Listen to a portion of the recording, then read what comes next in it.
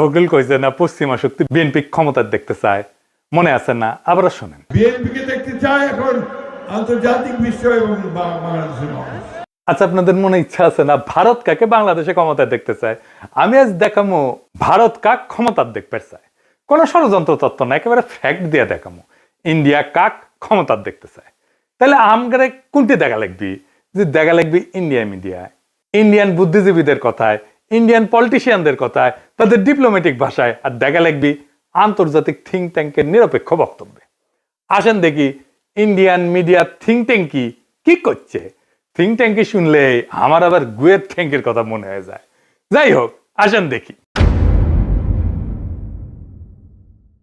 প্রথমে দেখি টিভিএস এর একটা স্টোরি।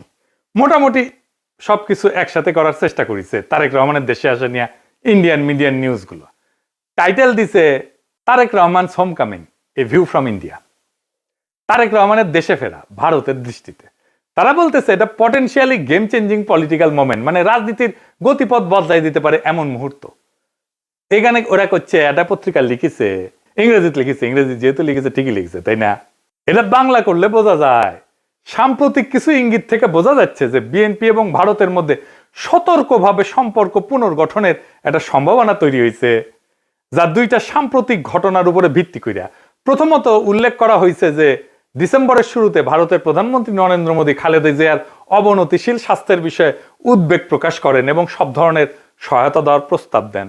এর জবাবে বিএনপি দ্রুতই প্রকাশ্যে এই উদ্যোগকে স্বাগত জানায় এবং মোদীর প্রতি তাদের আন্তরিক কৃতজ্ঞতা প্রকাশ করে। পর্যবেক্ষকদের মতে এই বিনিময়কে দুই পক্ষের সম্পর্ক উষ্ণ হওয়ার একটা ছোট হইলেও তাৎপর্যপূর্ণ সংকেত হিসাবে দেখা হচ্ছে। ভারতীয় কর্মকর্তারা হয়তো রহমানের, মানে তারেক রহমানের নেতৃত্বাধীন বিএনপিকে বাংলাদেশের জন্য আরো প্রেডিক্টেবল, উদারপন্থী এবং গণতান্ত্রিক বিকল্প হিসাবে দেখতে পারেন। এইবার আমরা সুবীর ভৌমিকের বক্তব্যটা দেখে আসি। হ্যাঁ, ভারত বাংলাদেশে কোন সরকার চাইবে? খুব সোজা উত্তর আমি তোমায় দিয়ে দিচ্ছি। Awami League is not in election, next best option is BNP, obviously not Jamaat. তারা অলরেডি 50 লাখ লোক নিয়ে জেহার টেয়াদের হুমকি দিচ্ছে। ফলে জামাত অবভিয়াসলি ইন্ডিয়া চাইবে না। অত অনেক কথা, ডিপ্লোম্যাটিক কথা বলে তো লাভ। কানেকশনটা হচ্ছে 71। আমরা একসাথে, আমার সৈন্য এবং মুক্তিযোদ্ধারা রক্ত ঝরিয়েছে, সেই সুবাদে Awami League. This is the historical fact. তো এই জায়গাতে হঠাৎ করে আজকে অন্য কিছু ডাইনামিক্স চলে আসবে, এটা তো আশা করাটাও ভুল। কিন্তু যে গভর্নমেন্ট আসবে তার সাথে ইন্ডিয়াকে তো ডিল করতে হবে। দেখেছেন? এবার আরেকটা স্টোরি দেখি। ঢাকার রাজনীতি শেখ হাসিনার বাইরে সরে যাওয়ায় ভারত হাত বাড়াচ্ছে বাংলাদেশ জাতীয়তাবাদী দলের দিকে। এখানে বলা হয়েছে মোদী যে খালেদা জিয়ার স্বাস্থ্যের খোঁজ নিচ্ছে, সেটা হইতেছে সিগন্যাল যে বিএনপির সাথে এনগেজ হইতেছে ইন্ডিয়া হাই লেভেলে। বুঝে চাও? ডেকান হেরাল্ডে কয়া হইতেছে বাংলাদেশে শেখ হাসিনার বিকল্প হিসাবে তারেক রহমানের বিএনপির দিকে ঝোঁকের ইঙ্গিত দিচ্ছে ভারত। তো এই যে সম্পর্ক, এটা অনেক আগে থেকে শুরু হয়েছিল।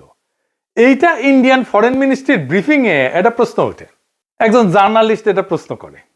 এইটা প্রথম আলো রিপোর্টেই আসছে। এটা বলতেছে, একজন সাংবাদিক প্রশ্ন করেন 2018 সাল থেকে ভারত লন্ডনে অবস্থানরত বিএনপির নেতৃত্বের সঙ্গে যোগাযোগে ছিল এমন প্রতিবেদন বিষয়ে, পাশাপাশি বিএনপির কোন নেতা বাংলাদেশে ফেরার আগে ভারতের ক্লিয়ারেন্স নিয়ে কি কোনো আলোচনা হয়েছিল কিনা এ বিষয়ে প্রশ্ন করে। বিএনপির প্রিয় প্রথম আলোতেই এটা আছে। এটা এমনকি ইন্ডিয়ার ফরেন মিনিস্ট্রির ওয়েবসাইটও আছে এই আলাপটা। আর এটা রিপোর্ট করেছে ইকোনমিক টাইমস। এটি করছে নতুন সমীকরণের প্রেক্ষাপটে খালেদা জিয়ার ভারতের প্রতি রাজনৈতিক উত্তরাধিকার নরম হয়েছে। এটা ইংরেজিটা খটোমটো হয়েছে, মানে খালেদা জিয়ার উত্তরাধিকারী ভারতের প্রতি নরম হয়েছে। ডিপ্লোম্যাট একটা রিপোর্ট করেছে, জিয়ার জন্য মোদী আন্তরিক প্রার্থনা জানাইছেন এবং বলছেন যে ভারত বিএনপি চেয়ারপারসনকে, যিনি সংকটজনক অবস্থায় আছেন, সম্ভব সব ধরনের সহায়তা দিতে প্রস্তুত। জিয়াকে পাঠানো তার বার্তাটি শুধু সৌজন্যতার সীমায় আটকে নাই বলেই মনে হয় এবং অঞ্চল জুড়ে বিশ্লেষকরা দ্রুতই এর রাজনৈতিক গুরুত্ব অনুধাবন করেছেন। এটি ব্যাপকভাবে প্রতীকী হইলেও সচেতনভাবে কূটনৈতিক উদ্যোগ হিসেবে ব্যাখ্যা করা হয়েছে। একটি সংকেত যে ভারত বাংলাদেশের পরবর্তী সরকারের সঙ্গে উষ্ণ সম্পর্ক গড়ে তুলতে প্রস্তুত, যা এই মুহূর্তে জিয়ার বিএনপি গঠন করতে পারে বলে মনে হইতেছে। দা উইক বলছে, কেন তারেক রহমানের ফেরা ইন্ডিয়ার জন্য খুশির খবর। তারাই লিখেছে, এটা খুব ইন্টারেস্টিং রিপোর্ট করছে ইন্ডিয়ান এক্সপ্রেস। এটা প্রিমিয়াম কন্টেন্ট, মানে আপনাকে টাকা দিয়ে পড়া লাগবে। শিরোনাম হইতেছে, দশকের পর দশক প্রতিক্রিয়াশীল নীতির পর ভারতের প্রতি নিজেদের অবস্থান পুনর্নির্ধারণের সুযোগ পেয়েছে বিএনপি। বাবা, মেলা সুযোগ দিছে, তারা কি এই মুহূর্তটি কাজে লাগাতে পারবে? একদম শেষে বলছে ভবিষ্যতে যদি ফেব্রুয়ারি নির্বাচনে বিএনপি জয় হয় তাহলে ভারতের যে বিএনপির সঙ্গে তখন কাজ করতে হইতে পারে সেই বিএনপি নিঃসন্দেহে আগের চেয়ে ভিন্ন হবে, নিঃসন্দেহে আগের চেয়ে ভিন্ন হবে এবং সম্ভবত সহযোগিতার ক্ষেত্রেও আরো বেশি অনুকূল এবং গ্রহণযোগ্য হবে। আবার একটা জিনিস কথা বলছে, খুব ইন্টারেস্টিং কথা, বিএনপি স্ট্র্যাটেজি ঠিক করে দিচ্ছে। বিএনপি এই পথে কতটা অগ্রসর হবে তা অনেকটাই নির্ভর করবে দলটির পপুলিস্ট আবেগকে তুষ্ট করার প্রয়োজন এবং একই সঙ্গে রাজনৈতিক পরিসরটা জামাতের হাতে ছেড়ে না দেওয়ার কৌশলগত হিসাবের উপরে। বিশেষত গত এক দশকের বেশি সময় ধরে রাজপথের শক্তির উপরে নির্ভর করার অভিজ্ঞতার পর একই সঙ্গে বিএনপিকে সবসময় সচেতন থাকতে হবে আওয়ামী লীগের ক্ষমতায় ফেরার পথ তৈরির প্রচেষ্টা সম্পর্কে। শেষ পর্যন্ত ইতিহাস বলে দেয় যদি বিএনপি 15 বছর ধরে প্রায় গোপন অবস্থায় থেকে নেতৃত্বের একটা বড় অংশ নির্বাসনে বা গৃহবন্দী থাকা সত্ত্বেও আবার জাতীয় রাজনীতির কেন্দ্রমঞ্চে ফিরে আসতে পারে, তবে আওয়ামী লীগও ঠিক তেমনটাই করতে সক্ষম। মানে বলে দিতেছে, মনে রেখো আওয়ামী লীগ আবার ফিরে আসতে পারে। বাংলাদেশের রাজনীতিতে আওয়ামী লীগকে সমঝে ছিল। এইবার দেখি ইন্ডিয়ানদের বিদেশি পোর্টালে কি বলছে বিএনপি নিয়ে। ইউরেশিয়া বলতেছে, ইংরেজি যেতে কইছে ঠিকই কইছে তাই না, ভারত এবং বিএনপি উভয় উগ্র ইসলামপন্থী জামাত ইসলামীকে দূরে রাখার বিষয়ে আগ্রহী। এর লক্ষ্য হইল ভারত বাংলাদেশের সাথে ক্ষতিগ্রস্ত সম্পর্ক পুনর্গঠন করা এবং নিষিদ্ধ আওয়ামী লীগের রাজনৈতিক বৈধতা পুনঃপ্রতিষ্ঠার জন্য একটা সুযোগ সৃষ্টি করা। বুঝতে চাও? মানে আওয়ামী লীগকে আবার ফিরে আনার সুযোগ সৃষ্টি করার জন্য বিএনপির সাথে কাজ করবে ইন্ডিয়া। এবার দেখে আন্তর্জাতিক সংস্থার রিপোর্ট, ইন্টারন্যাশনাল ক্রাইসিস গ্রুপ, এটা একটা স্বাধীন অলাভজনক প্রতিষ্ঠান, আন্তর্জাতিক সংস্থা বলে বলা হয় আর কি। এটা নিরাপত্তা বিশ্লেষণ করে, রাজনৈতিক অস্থিতিশীলতা নিয়ে রিপোর্ট ছাপে, বিশ্বজুড়ে সংঘাত এটা নিয়ে রিপোর্ট ছাপে। তারা গবেষণাও করে, মাঠ পর্যায়ে তথ্য, কূটনৈতিক নেটওয়ার্ক এবং বিভিন্ন দেশের রাজনৈতিক পরিস্থিতি নিয়ে রিপোর্ট প্রকাশ করে। এবং এই ইন্টারন্যাশনাল ক্রাইসিস গ্রুপ ভারতের উপর নিয়মিত রিপোর্ট প্রকাশ করে, বিশেষ করে কাশ্মীর, দক্ষিণ এশিয়ার নিরাপত্তা, ভারত পাকিস্তান সম্পর্ক, মানবাধিকার এবং আভ্যন্তরীণ রাজনৈতিক উত্তেজনা নিয়ে। এরা লিখিচ্ছে এটিও মনে হয় যে বাংলাদেশের রাজনৈতিক শক্তিগুলোর মধ্যে এই দলটি ভারতীয় স্বার্থ এবং উদ্বেগকে সম্মান জানাতে সবচেয়ে বেশি আগ্রহী ও গ্রহণযোগ্য অবস্থানে রয়েছে।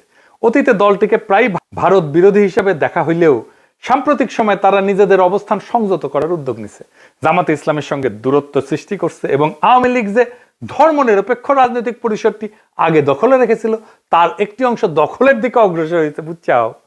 আচ্ছা, এইবার আসেন বাংলাদেশের ভিতরে ইন্ডিয়ান ইন্টারেস্ট কি বলে সেটা দেখি।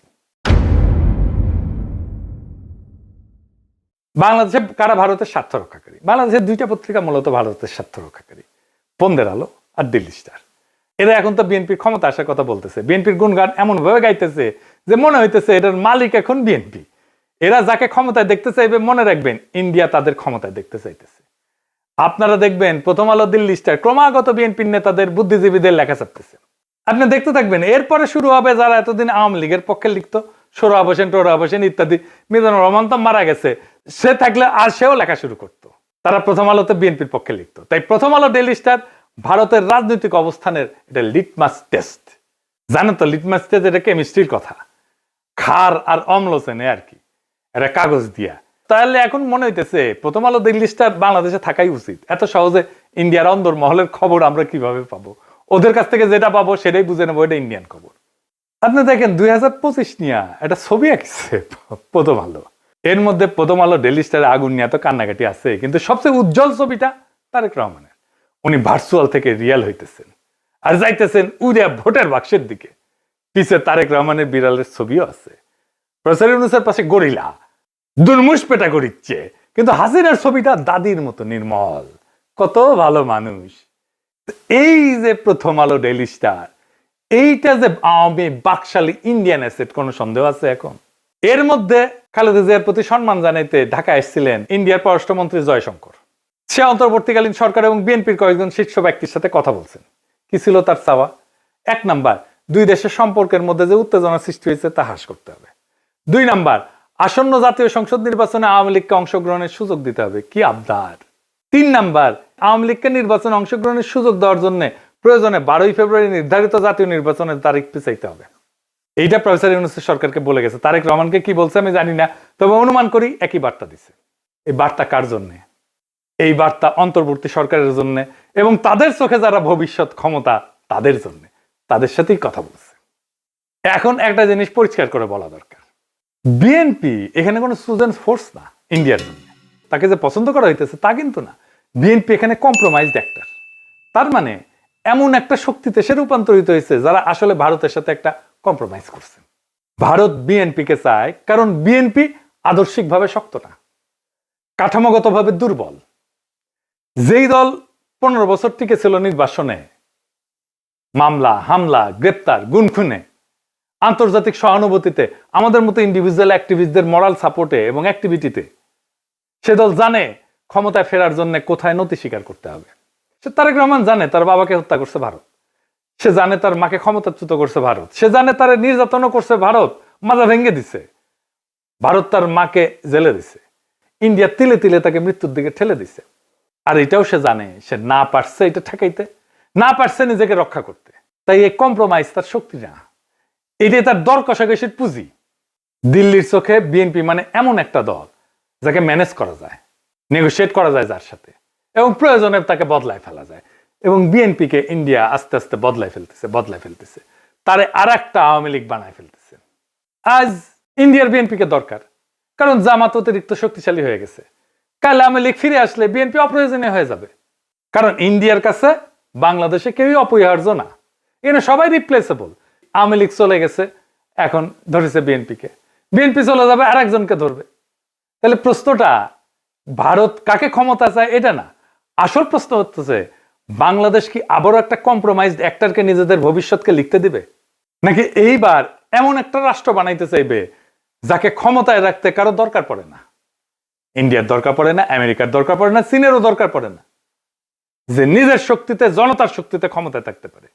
যতদিন এই প্রশ্নের উত্তর না আসবে বাংলাদেশের সরকার বদলাবে কিন্তু রাষ্ট্র বদলাবে না, রাষ্ট্র একই রকম থাকবে।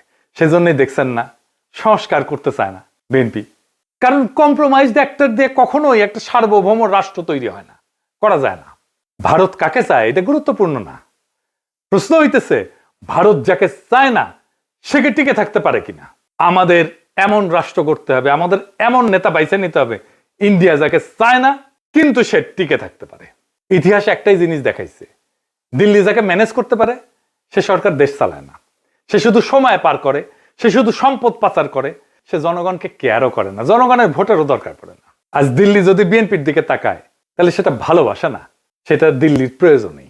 কাল প্রয়োজন বদলাইলে ইন্ডিয়ান ন্যারেটিভ বদলাবে, ইন্ডিয়ার পার্টনার বদলাবে, ইন্ডিয়ার ভালোবাসাও বদলাবে, মানুষ বদলাবে না। তাই আজকে সিদ্ধান্ত বিএনপির না, আওয়ামী লীগের না, ইন্ডিয়ার না, আজকে সিদ্ধান্ত বাংলাদেশের। আপনি কি এমন একটা রাষ্ট্র চান যে এইখানে সরকার ঢাকায় কিন্তু সেই সরকারের সার্ভাইভাল দিল্লিতে, নাকি এমন একটা রাষ্ট্র চান যাতে টিকায় রাখতে কারো প্রয়োজন পড়ে না সাহায্যের? এই প্রশ্নের উত্তর না পাওয়া পর্যন্ত বাংলাদেশে কোনো পরিবর্তন হবে না, শুধু ম্যানেজমেন্ট বদলাবে।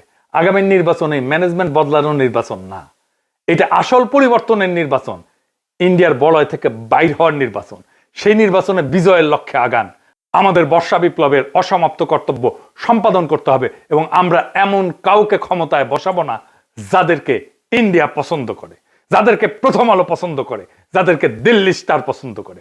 আমরা এমন কাউকে ক্ষমতায় আসবো যারা প্রথম আলো, দিল্লি স্টার, ইন্ডিয়া সবার চোখে চোখ রেখে বাংলাদেশের মানুষের সাথে লড়াই করতে পারবে।